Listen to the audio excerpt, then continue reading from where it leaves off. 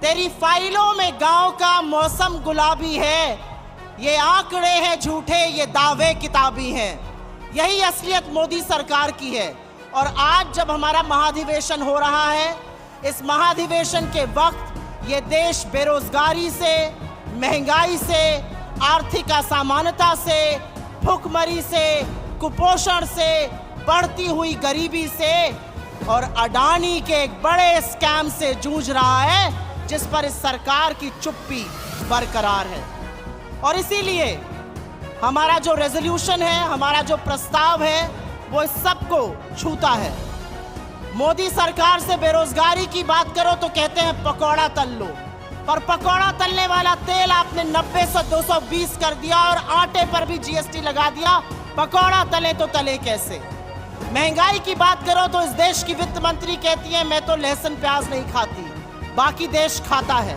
बाकी देश की महंगाई से आपने लगातार कमर तोड़ी है। और इसीलिए जो हमारा इकोनॉमिक रेजोल्यूशन है, जो आर्थिक प्रस्ताव है, वो भारत जोड़ो यात्रा से जुड़ा हुआ है। जब राहुल जी भारत जोड़ो यात्रा कर रहे थे, जब वो कन्याकुमारी से कश्मीर कबीर 4000 किलोमीटर पैदल चल रहे थे, तो वो अजनबियों को गले लगा रहे थे, वो लोगों के आंसू पोंछ रहे थे, लेकिन वो युवाओं के टूटे हौसले इस देश के बिखरे सपने को भी बटोरने का, जोड़ने का काम कर रहे थे। और वही हमारी रेजोल्यूशन का पार्ट है। हम आर्थिक असमानता कम करने पर प्रतिबद्ध हैं, हम भुखमरी को खत्म करने पर प्रतिबद्ध हैं, हम रोजगार बनाने पर प्रतिबद्ध हैं, हम महंगाई को नियंत्रण में लाने पर प्रतिबद्ध हैं। मैं आपसे पूछती हूं, जो महंगाई की बात करते हैं, प्राइम मिनिस्टर से बात करो या मंत्रियों से बात करो, तो वो ऐसा सच्चाई से पलड़ा झाड़ लेते हैं, उनको महंगाई का आईना दिखाओ तो आंखें मूंद लेते हैं, और प्रधानमंत्री तो मुंह में दही जमा लेते हैं,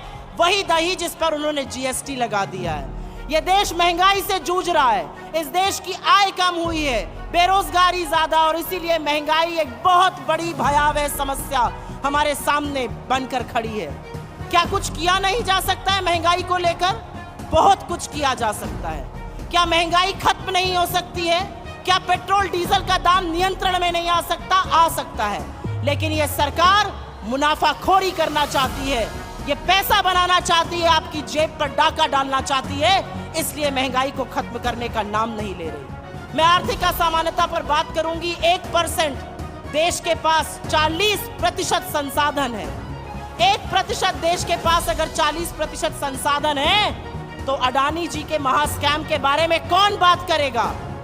एक व्यक्ति जिसको आपने 609 नंबर से दूसरे नंबर पर लाकर विश्व के सबसे अमीर लोगों की सूची में बिठा दिया, आज वो आक्षेपों के घेरे पर हैं। उनके ऊपर गंभीर आरोप है, उनके ऊपर आरोप है स्टॉक मार्केट पे हेरा फेरी करने का, उनके ऊपर आरोप है पैसा बनाने का, उनके ऊपर आरोप है बेनामी संपत्ति का।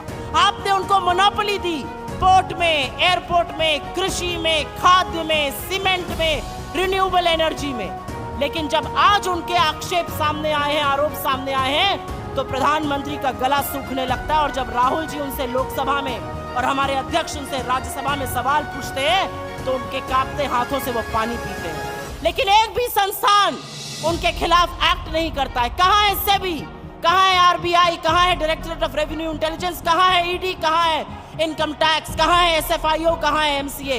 एक शब्द नहीं बोला जाता है अडानी के खिलाफ।